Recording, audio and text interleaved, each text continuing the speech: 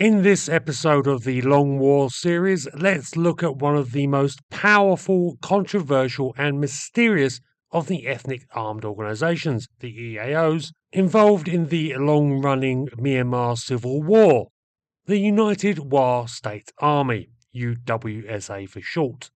The Wa people's origins are as murky as their current situation. Very little exists about them in the historical record, with most references being in scant writings left by other ethnic groups of the area, the Imperial Chinese, and in verbal legends. But there is evidence that the Wa once inhabited a large area of Southeast Asia, stretching from current-day Myanmar up to China and then east through northern Thailand. The Wa were displaced by a new people coming into the area over the last 1,000 years, until eventually they were limited to a small fragment of rugged country on what is now the Myanmar-Chinese border. This was such a backwater that the British, who notionally ruled the place from the 19th century, didn't even bother to survey it or pay any attention to a people who were practically little more than an extended mountain tribe. Indeed, it almost looked for a time that they might be swallowed up by the other ethnicities of the region, or even subsumed by Chinese Muslim immigrants fleeing persecution in Imperial China. But the Wa persisted in their remote enclave, at best overlooked, but more generally unknown, with the exception of the odd Christian missionary who braved the wild hill country, and from whom we have the first proper anthropological observations of the Wa, though most of these focused on the bloody rituals of animal sacrifice that the Wa practiced, as well as their headhunting of the neighbours. But lurid stories of their cultural habits aside, the Wa largely continued to be ignored by the outside world throughout the 20th century, though the creation of the modern states of Burma and China saw their population now spread across the borders of both of these new nations. The turmoil that was to beset both these countries from the mid-20th century was to both bring the Wa to the outside world's attention and then set them to become arguably the most powerful non-state actor in the world today. The collapse of the nationalist Chinese in 1949 saw essentially an entire army flee across the borders into neighbouring countries, causing huge disruption and strife to those living there. This went hand in hand with a boom in opium production and the creation of the infamous Golden Triangle, which would be the world's biggest producer of heroin for 50 years. This all led to the Wa forming their own militias to defend their lands and their stake in the heroin trade, but it wasn't until the 1960s that things really started to get organised. The Communist Party of Burma, fleeing attacks from the ruthless new Burmese military government, fled into the remote hinterlands and settled amongst a number of the ethnic minorities living along the Chinese border, including the Wa. The Wa became important recruits for the BCP, providing a lot of the manpower to their field forces and in return got, essentially for the first time, modern governance and political structures. The Communist Party essentially ran an independent state for 20 years on the border, but the old party ideologues gradually wore out their welcome, and in 1989 the Wa led a revolt and kicked out the BCP, an action promptly copied by the other ethnic groups that had supported the communists, and they all largely went their own way. The Wa set up their own essentially independent single-party state, huddled on the Myanmar-Chinese border, along with a large and efficient military to protect it. The United Wa State Army, the UWSA. Oh, and if anyone out there is thinking that maybe the Chinese were upset about the disposal of their former clients in the BCP, far from it. In fact, it is generally thought that the Wa and the other ethnic forces that broke from the BCP, essentially finishing it, were encouraged into it by Beijing.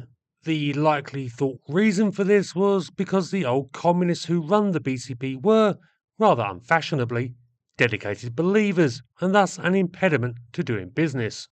And the Wa are all about business. And business was good. With the BCP out of the way, the Wa were free to really establish themselves in the heroin trade, becoming one of the foremost growers of opium poppies and a global powerhouse for drug production. For all of the news ink and history written on the South American and Mexican drug cartels, I'll be frank, compared to the Wa, they're like messy amateurs. Because the Wa have been extremely clever in securing their own position and evolving with changing times and pressures, while also managing to stay clear of the vicious fighting that has embroiled Burma for generations. The first action on declaring the Wa as an independent polity and the founding of the UWSA was to make peace with the Myanmar military, which was achieved in about 3 weeks. The second was to launch full-scale war in 1996 against their principal business rivals, the powerful Mong Thai army. 7 years of conflict occurred which resulted in the defeat of the Mong Thai and the UWSA now occupying a substantial piece of territory much further south than their home area, a region that runs along the Thai border and which gave the Wa access to new markets.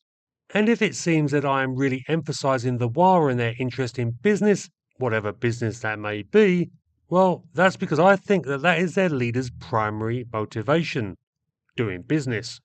Because the Wa have shown a remarkable adaptability to opening markets and staying ahead of the competition. The Wa were one of the first to really grasp the possibilities of methamphetamine as the illicit substance of the future. Easier to produce and transport than heroin, meth became a trademark of the Wa. Literally. I recall getting a briefing in 2013 that said that the Wa were upset because at that point they had actually got out of making meth because of the international scrutiny it was bringing upon them. Unfortunately, some unprincipled swine amongst one of their rival EAOs was producing meth tablets with the W stamp on them that had been the Wa's quality assurance trademark, for want of a better word. Naturally, the Wa were annoyed that they were now getting all the heat but none of the profit. Now, I can't say for certain that the Wa have actually fully quit the drug trade, though they say they have. But to be honest, it is a possibility because the Wa are, as said, all about doing business and they have diversified their portfolio.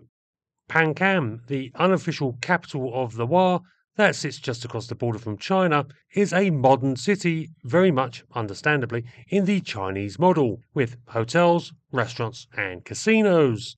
The Wa have grasped the opportunities that the burgeoning Chinese economy has meant for them, and they now cater to the whims of Chinese tourists en masse, allowing them to indulge in the vices not available to them in their homeland just across the border. A number of the other EAOs have also done this, but none as successfully as the Wa. What they have been able to do, despite the decades of conflict that has racked Myanmar, is offer stability, much of it thanks to the formidable size and reputation of the UWSA, and the protection that their Chinese allies give them. And this security is guaranteed because the UWSA is by far the best equipped of the EAOs. While other groups, even long and well-established ones like the Kachin and Karen, may be able to field at best a handful of advanced weapons such as man-portable air defense systems, the Wa are not shy of demonstrating that they not just have anti-aircraft missiles, but even armoured vehicles and, according to Janes, 122mm howitzers and modern anti-tank systems. There were even stories not that long ago that the Wa had helicopters available to them, though they did deny this. Be in no doubt, the UWSA, of all of Myanmar's myriad of EAOs, is a proper state-based military. The Wa even produce their own weapons, and their homemade rifle, based on the Chinese Type 81, is now popping up all over Myanmar, as deals have been done with some EAOs to supply them. And again, it's about business, not them taking a side, something they have carefully avoided doing. Because for all the conflict engulfing the country since the coup, the Wa have managed to weather the storm just as they always have, not participating except to sell commodities to those who can afford them. And as they have always done, they state publicly that they wish to see Myanmar retain its territorial integrity, while making it plain that anyone trying to encroach on their turf will be dealt with harshly.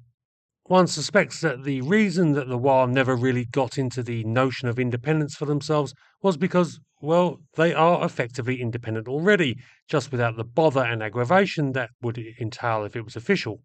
For all that, though the Wa have little fear for any other armed force in Myanmar currently, including the military, they are sensible in keeping the peace with their primary client and supporter, the People's Republic of China. In 2023, 2 senior WA officials were arrested and handed over to China for their roles in online scam networks run out of WA state that targeted Chinese citizens. And why should you, dear viewer, care about some obscure group in some obscure corner of the world? Because the WA aren't just allegedly involved in narcotics, human trafficking, the arms trade, and online scamming. They also control the third largest tin mine in the world. Throughout part of 2023 and into 2024, this and other critical tin mines in WA state were largely closed as the WA government made changes to its investment rules for those involved in the industry.